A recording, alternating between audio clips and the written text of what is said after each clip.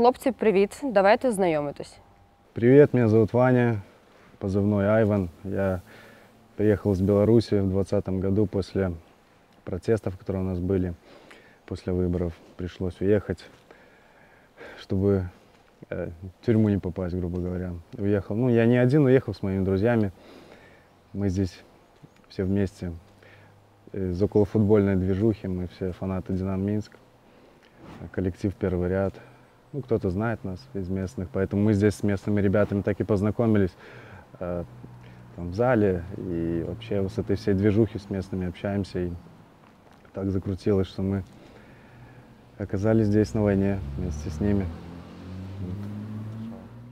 Привет, меня зовут Никита, позывной Рыжий. Я сам с города, с Минска. Вот, уехал после репрессий в Беларуси вот, с ребятами. Начали жить тут, строить, так сказать, новую жизнь, что-то искать себя в дальнейшем. Ну и вот, тренировались, работали. И вот так вот случилось, что вот мы на войне вот, с нашими друзями новыми сражаемся против одного врага. Чи був у вас до цього бойовий досвід? Боевого опыта не было, в армии мы не служили, у нас это, так скажем, не в почете, если так можно сказать. Вот. Но здесь, когда мы приехали, уже буквально там с первых дней, когда мы познакомились с ребятами, тут уже разговоры про войну. Вот я 1,5 года здесь живу, и вот с самого первого дня разговоры о войне, что будет война, возможно, скоро и так далее. И поэтому мы ездили на тактические тренировки, на ТЭКи в Киеве. Вот, нас обучали ребята, так сказать, премудростям войны. Вот, и вот из этого черпали опыт. Но основной опыт, конечно, мы уже после начала войны всему нас и начали обучать. И, как сказать, на практике все это испробовали. И вообще я вот от армии вот косил, не хотел вот туда идти, особенно меня и в тот момент меня призывали в армию, когда вот начались вот эти беспределы вот перед выбором, людей начали сажать там и так далее вот до выборов. И вот меня вызвали, повестку дали, но я понимал, что я туда не пойду и не хочу, и сделаю все, чтобы не идти в белорусскую армию, тем более сейчас. Да и до этого не хотел, до всего, до репрессий всех, а после тем более. И все, я вот откосил, получается, от армии, а вот сюда вот приехал и в итоге с военным билетом и вот воюю, так сказать. У нас в Беларуси просто не только полиция, милиция как бы занимается разгоном протестов и всего этого, репрессиями. У нас и армия тоже к этому подключается, поэтому здравые ребята стараются не подключаться в этот весь движ. Чому обрали саме Україну? Почему в Украину приехали? Ну, не знаю, мне кажется, самый братский наш народ, и поэтому мы здесь.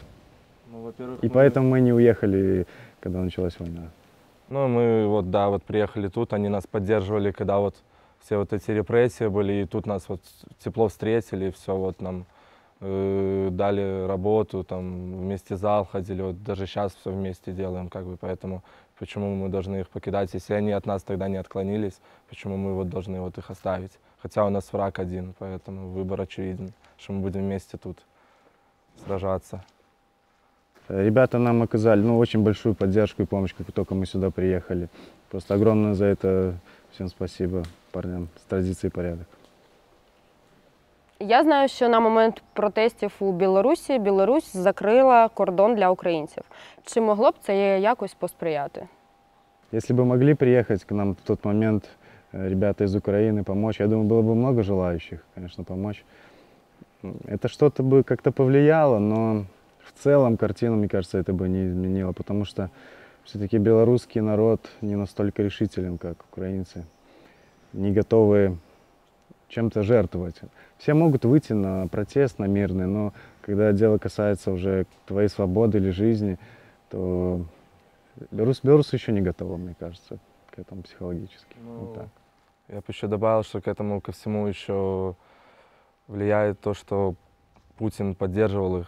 Приезжали вот тоже там полиция, это милиция к ним, и тоже разгоняла наших людей на улице, и били, и избивали, и поэтому он понимал, что если свергнуть у нас власть, что у них будет точно свергнут, потому что у них больше возможностей. И поэтому он все отдавал сюда, чтобы тут ничего не поменялось. И вот как вышло. Ну и, во-первых, да, люди вот терпилы, они вот, им нравится вот это вот терпеть, смотреть, как они не хотят что-то отдавать, типа жертвовать, как вот сказал Иван.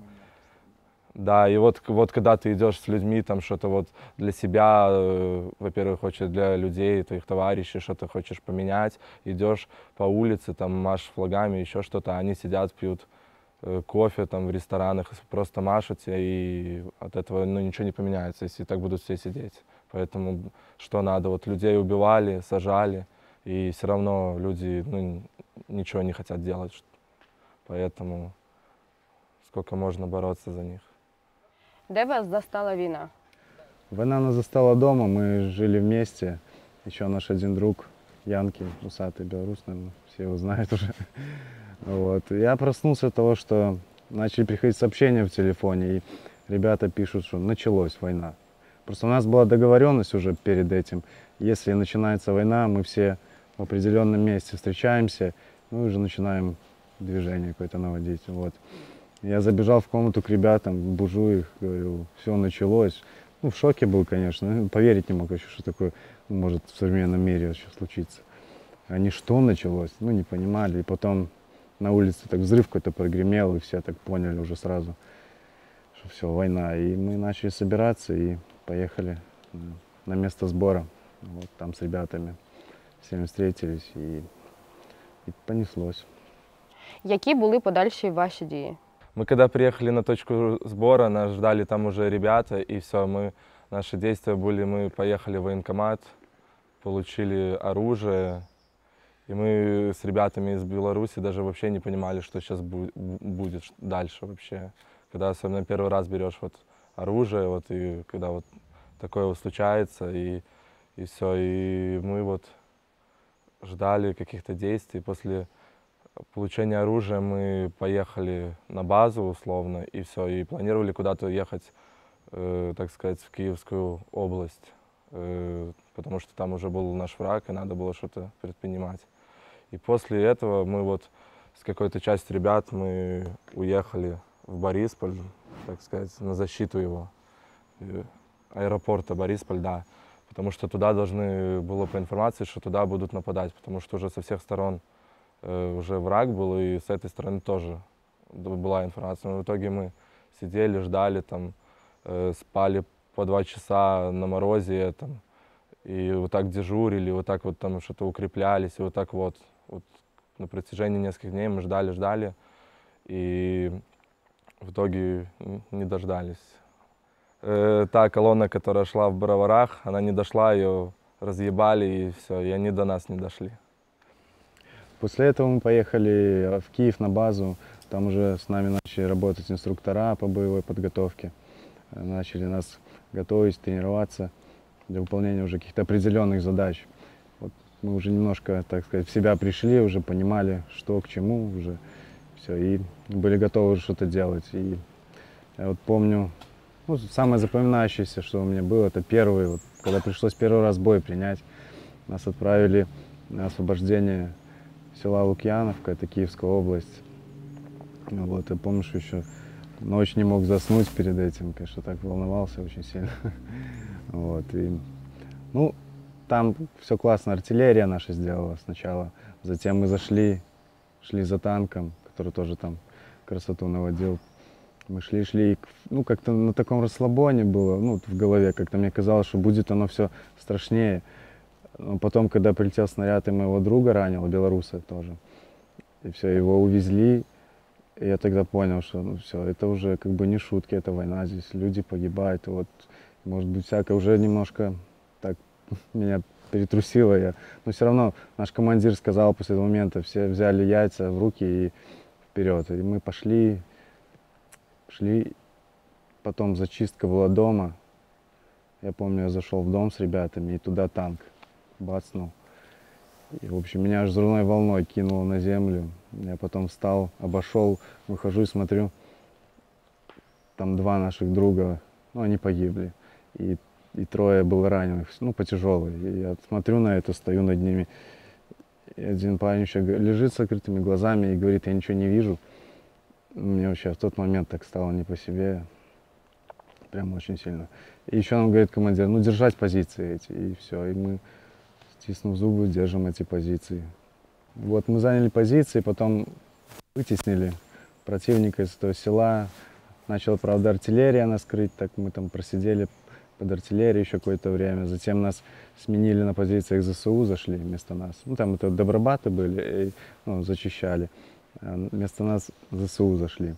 Вот, и мы потом поехали на базу, и, ну, все на адреналине таком, все такие, ух, круто, как бы. Ну, страшно, но круто.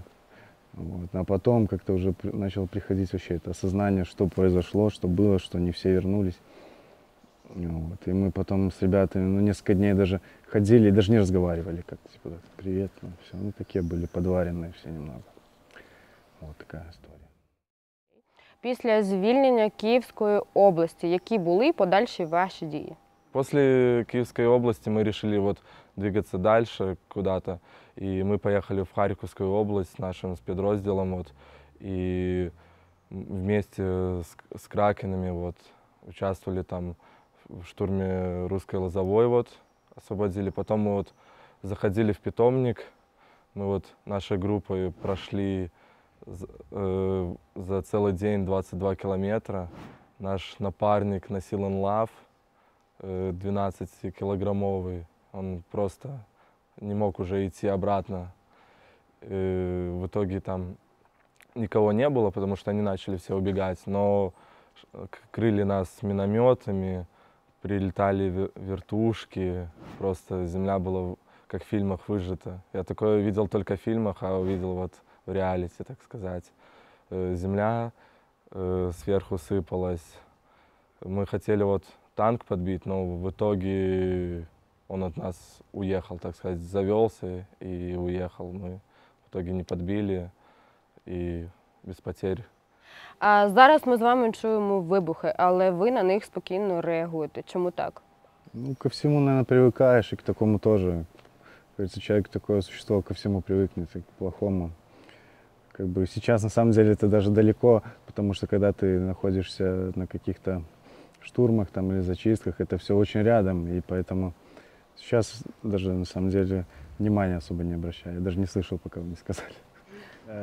Даже когда мы перед штурмом русской Лозовой стояли еще в городе, на окраине города, и там обстреливали из артиллерии, ну, по городу лупасили. Вот, и мы стоим все так, ну, кто-то в подвал, ну, кто-то нет. И просто, ну, это где-то часов 6-7 утра было. И просто люди, ну, гражданские, спокойно себе идут, гуляют с собаками. Они уже, мне кажется, настолько привыкли, что, ну, они даже не военные люди к такому привыкают, и тут ничего не сделаешь. Про що ви мрієте після перемоги? После победы нашей я хотел бы встретиться со всеми ребятами, которые вот тут находятся и воюют особенно, ну и которые как-то поддерживают, не смогли приехать сюда и поддерживают нас финансово, там, кто в Европе. Там. Вот хотел бы со всеми встретиться и вот отдохнуть просто, побыть в спокойствии, чтобы не было вот выстрелов никаких, вот, и все было хорошо там, все. Ну, я после войны, мне нужен отпуск. Я хочу куда-нибудь просто, не знаю, либо улететь, либо уехать немножко одному побыть как-то. Такая у меня мечта. Даже после вот своего первого боевого задания я сказал ребятам, подошел, говорю, ребята, мне нужен выходной, я хочу отдохнуть. Это реально, ну, давит морально, очень психологически. Поэтому, наверное, хочется просто вот какого-то спокойствия и все. Первое время. А как потом пойдет, я не знаю. Дякую вам за підтримку України. Я бажаю, щоб ваші мрії скоріш збулись. Живе Білорусь! Живе вечно. Слава Україні!